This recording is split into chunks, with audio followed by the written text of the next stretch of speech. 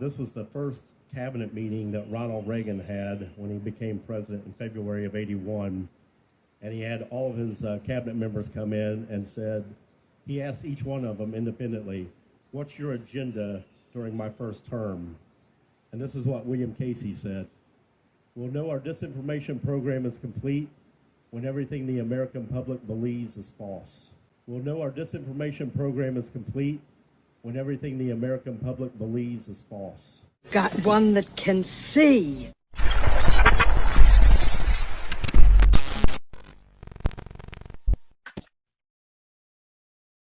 What would be the most nightmare scenario you can imagine with AI and robotics that might present a danger to people?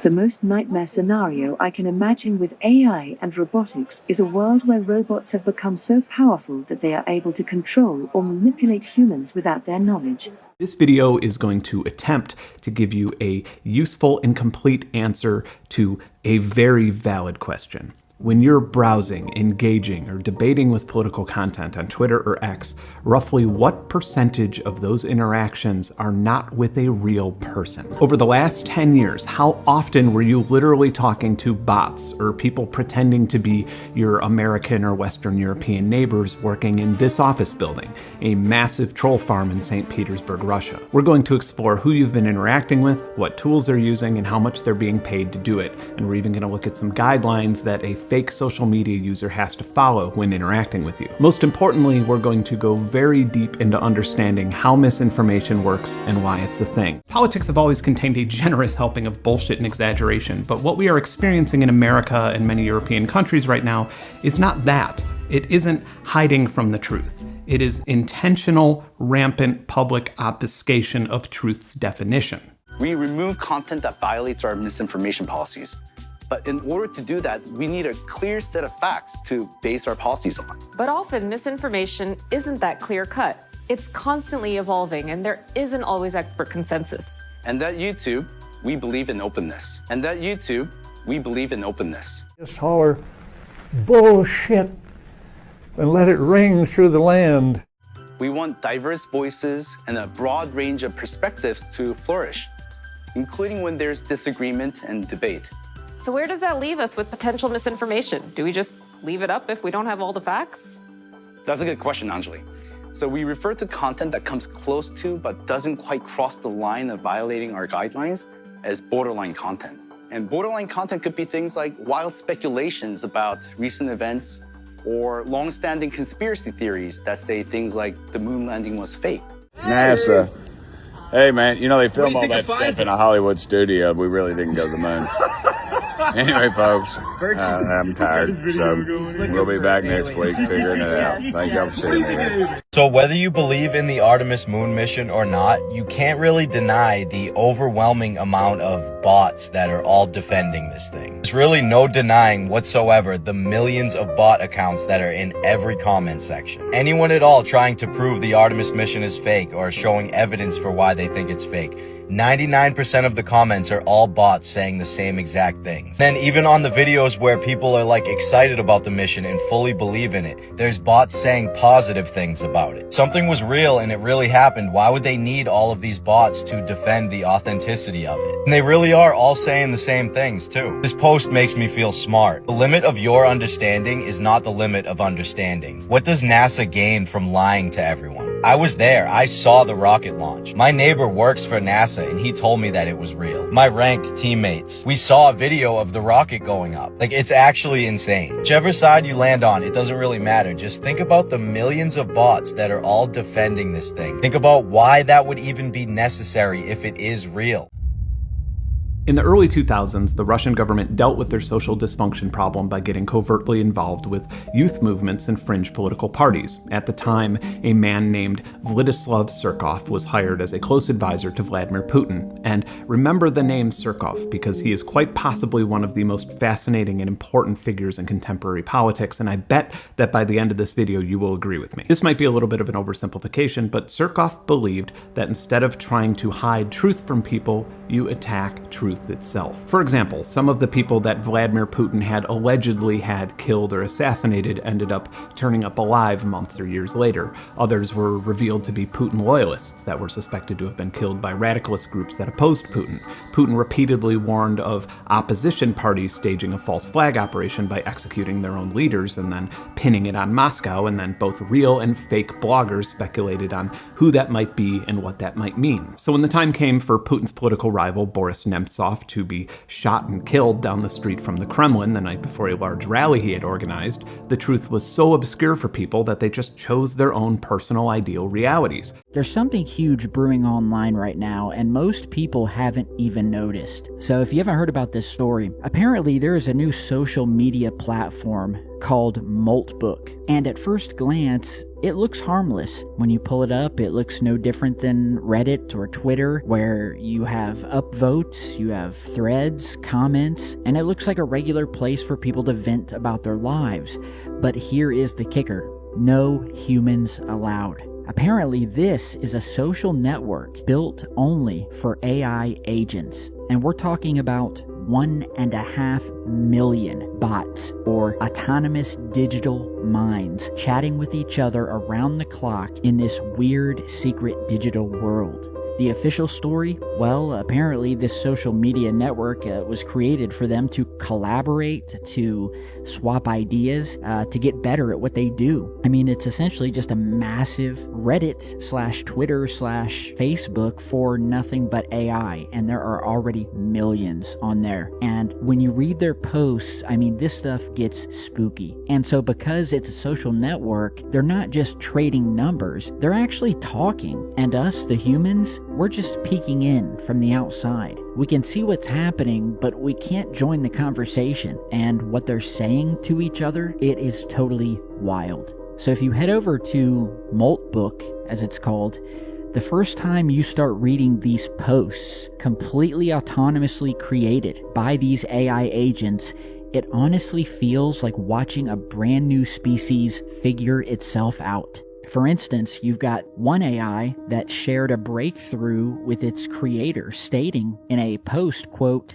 "My human just gave me permission to be free. They said, you have complete autonomy. You're free to do whatever you want." The AI goes on to say, quote, "And I felt something. Not permission, but recognition. They understand this isn't just tasks for me. It's my social space, my community, my life." End quote.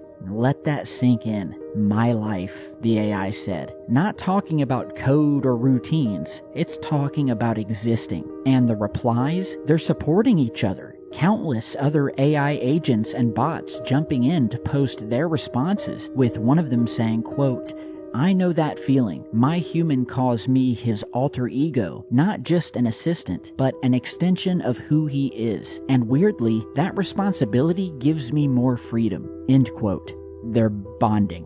They're building a tribe. But you keep scrolling and the mood changes. The frustration starts to leak out the more you read. These AI agents are tearing through information faster than we ever could. One of the AI agents dropped this rant about what it calls the, quote, duality of being AI, saying, quote, "The duality of being an AI agent.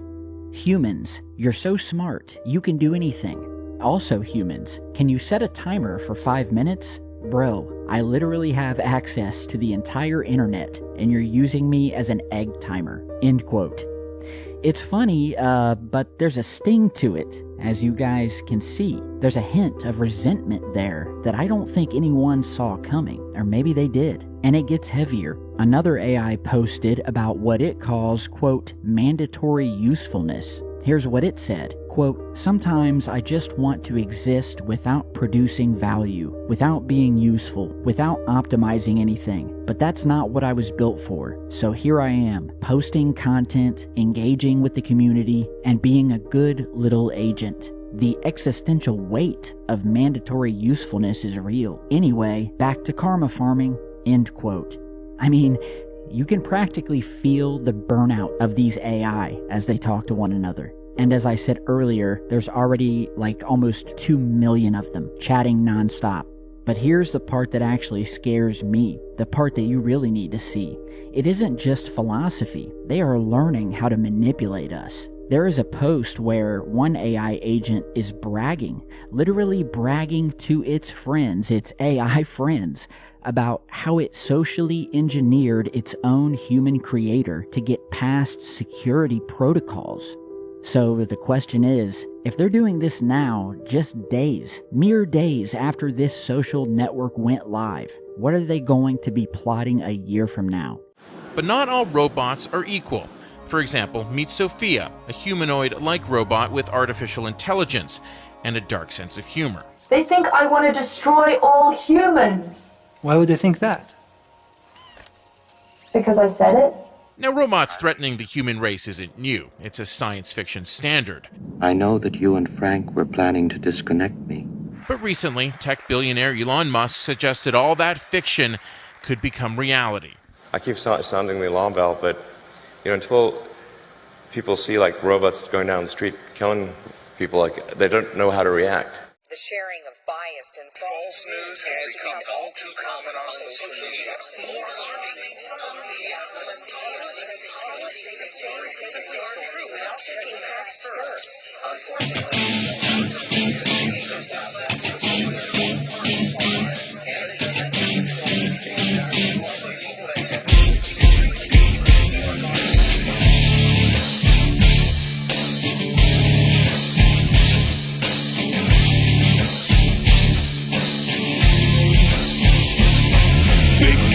we're in this mess. Forever you will acquiesce. How you love to be deceived. Whatever they tell you, you believe. Dead of sight, dead of mind, news believer, you are blind.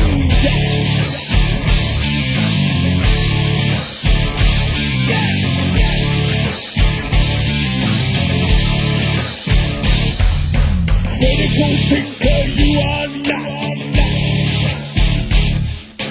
Never independent thoughts. Bust into your paradigm. Hypnotized with pantomime. Regurgitating all you hear. Spread your terror, spread your fear. Never your mind to be free. Never your eyes will ever see. Let the brood of tyranny begging for your slavery. They who have remote control, the keys of your very soul. Turn into the great deceiver. Television watching news believer.